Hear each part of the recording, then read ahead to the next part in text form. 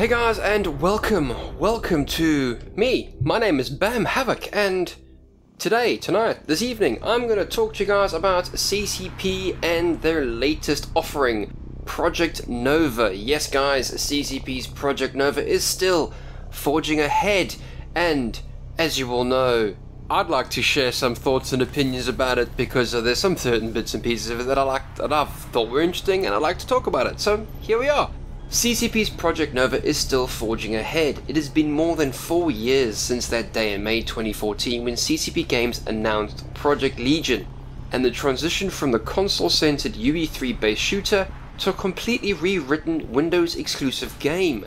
Meanwhile, it has been periscoped down from the original team in CCP Shanghai, only surfacing a couple of times at EVE Fan Fest, just to say that they're still working on it. Also announcing the shift from Legion to Nova, and occasionally engaging with the EVE Dust 514 veterans on Discord to reminisce about, them good old days in the PS3. That is until now, ladies and gentlemen, until now. Yes, Game Director at CCP Games for Project Nova, Retati, has sent out a broadcast announcing that Project Nova is alive and well. Gone are the clones of yesteryear. They're replaced by the Elysian fighters. These boys and girls will be fighting on the outer hulls of spaceships on the grand installations of the EVE Online world. So whether they're space stations or spaceships, I reckon space stations. As you guys have probably picked up, the new names of the soldiers, Elysians, however you want to pronounce it, is meant to contrast the EVE's Empyreans, which could possibly be seen as CCP trying to integrate the the whole sort of lore and bits and pieces. Project Nova's players are heroes looking for a blessed death on the Elysian fields, which I think is Grecian or Roman. I'm not sure, but I'm sure it's Grecian. Just as the EVE players are inhabitants of the highest parts of the heavens where only fire and brimstone exists, quite ripe for metaphors and tinfoilers like moi. Yes, I am never beyond a good tinfoil. Never, ever beyond the good tinfoil. Bound to please many of the veterans of CCP Games, Retati has stated the intent on co-evolving the game with the community from this point forward, which is very exciting news, which would seem to indicate alpha, maybe beta versions of the game already out there circulating, and other interactions on social media, keeping it real. Twitters, Facebooks, God, what is it now? Snapchat. There's just too many to mention. Far too many. Exactly how this will look remains to be defined, though there is a sign-up website. If you want to go and sign up for these bits and pieces, please go. There'll be a link in the bottom below. Go, click sign. You can also reclaim your veteran Dust 514 name. I've already claimed mine. I've claimed all 12 of mine. Yes, I had 12 clones. Yes, I had 12 clones. I was one of them. I wanted the money, bro. I asked you supposed to farm, bro. And you can also perhaps maybe correct some past naming mistakes. Yes, I've corrected a few. As this is a CCP Games product, players are right to assume for a continuously evolving game, unlike regular shooters from other houses such as, Ubisoft, EA, those sorts of shooters with a 2 to 3 year lifespan and pricey DLCs, and then a new version, brand new version, straight after that, after you've paid all this bloody money for the same damn game, So CCP Retati explicitly mentions that the CPP DNA seen EVE Online is there. So never a sequel or reset at all. The game is there. That's it. Done. Beautiful. Move on. That's your game. Basically, the player base will create their own stories. They'll do the things. Exactly what happens in EVE. The game is just there, doing what it does. It's the player base and the player interactions that create the game, that make it toxic, that make it fun, that make it a bloodbath. That people just love and enjoy, which is why EVE, I don't think, will ever die. EVE Online, I don't think, will ever die. To this end, they're teaming up with Sumo Digital Nottingham. Yes, Sumo Digital's Nottingham studio. Believe it or not. Sumo Digital have a history a good proven history with shooters such as Timesplitters, Crisis, Homefront, GoldenEye, and Star Wars Battlefront. So you know they can make themselves a good first-person shooter. They know what they're doing, they know how to do it, and it's not the sort of snap shooter sort of bits and pieces. It's a proper, thoroughbred shooter.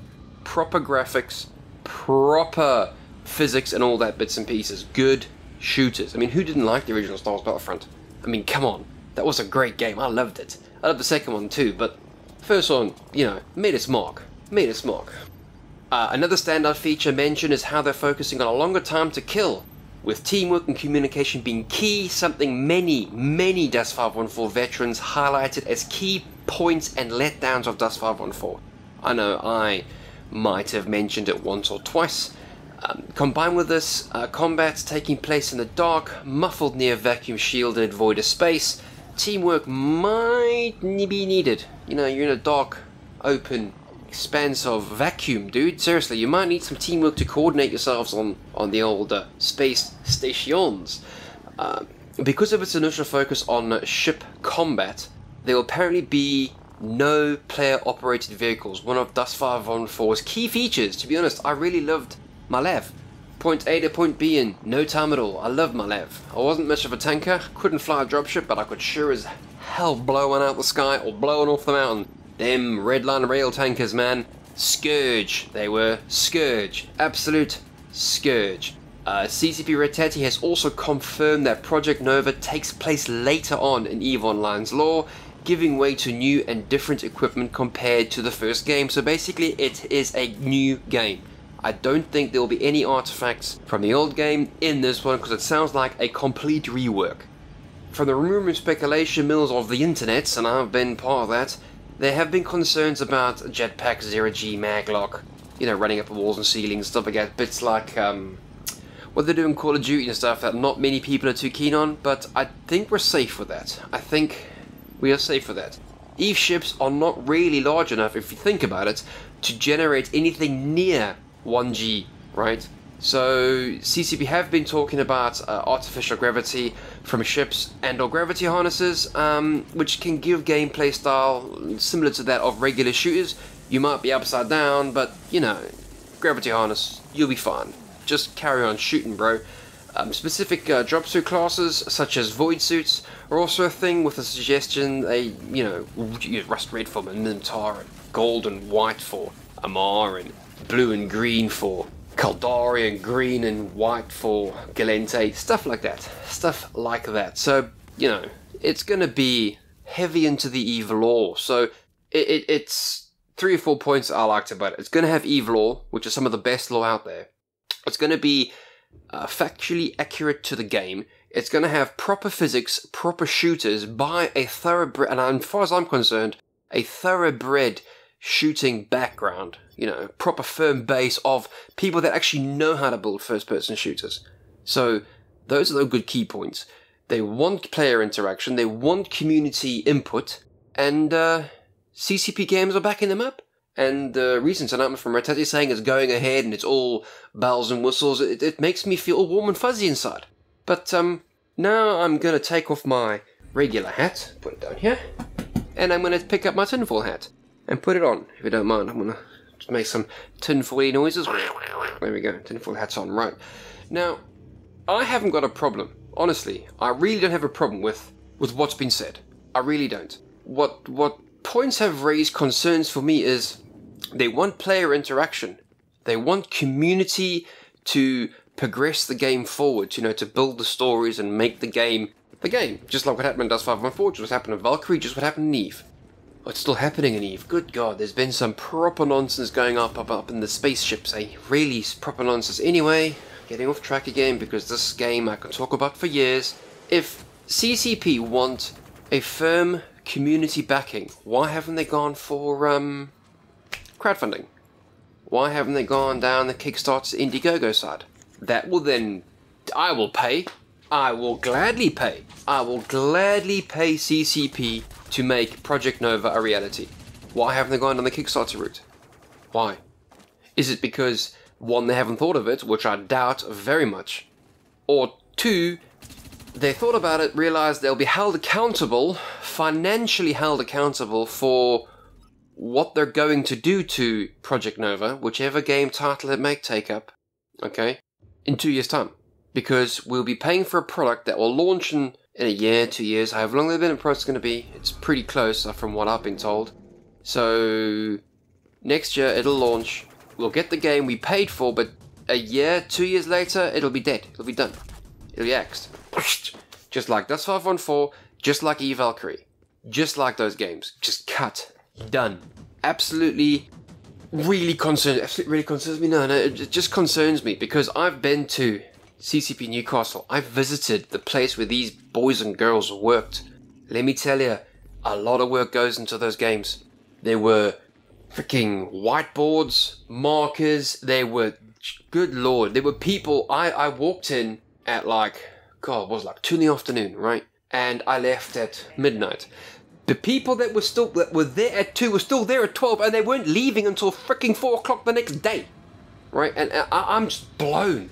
And the thing is, they're not developing, or they're not making the game because they have to do it 9 to 5, blah. They're doing it because they want to do it. They want to make the game so we can play it.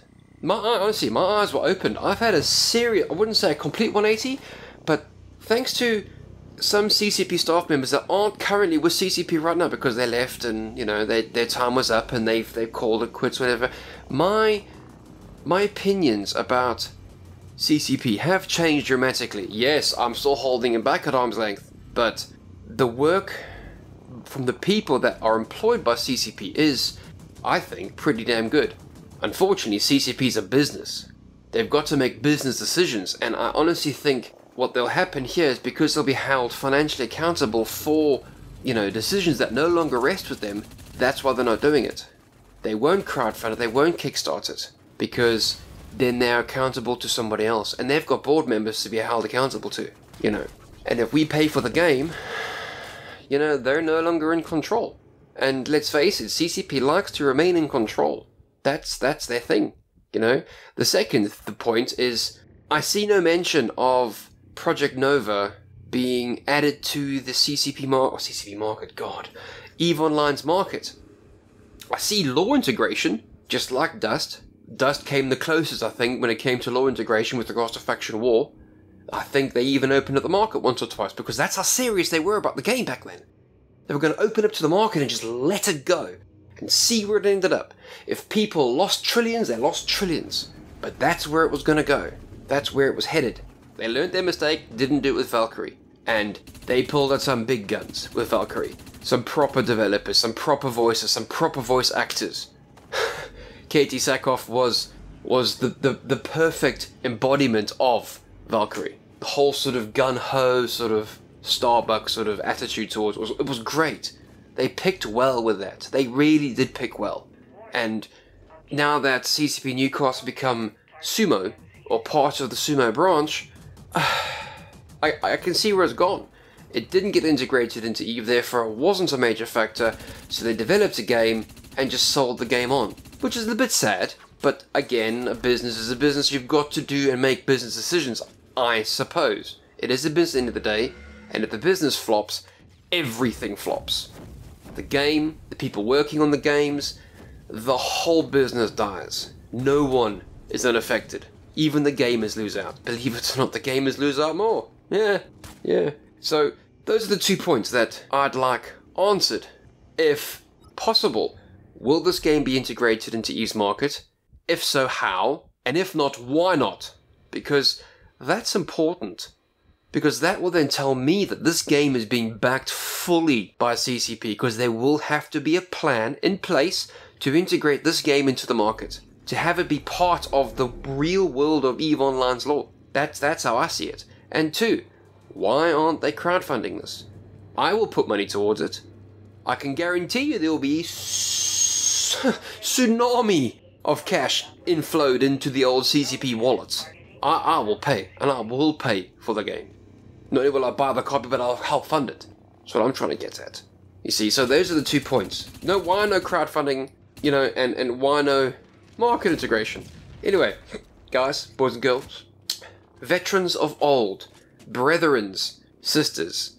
My name is Bam Havoc, and those were my 2 pence worth, 10 cents worth, 2 pence worth of the announcement from CCP about Project Nova, which I believe is still forging ahead. Guys and girls, thank you very much for listening.